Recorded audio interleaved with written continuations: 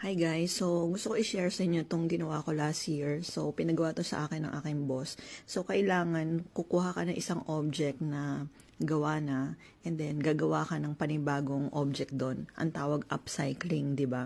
Hindi siya recycling kasi hindi mo siya uulitin. Kailangan i-improve mo yung dating product. So, eto, napili ko isang shirt, white shirt.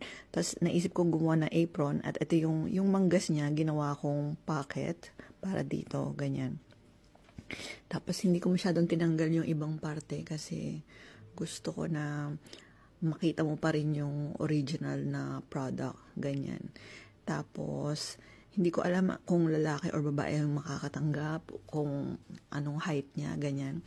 Pero sinukat ko siya sa jowa ko. Actually, siya yung nag-volunteer kasi wala na, curious siya. Sinagyan ko ng sandok, di ba?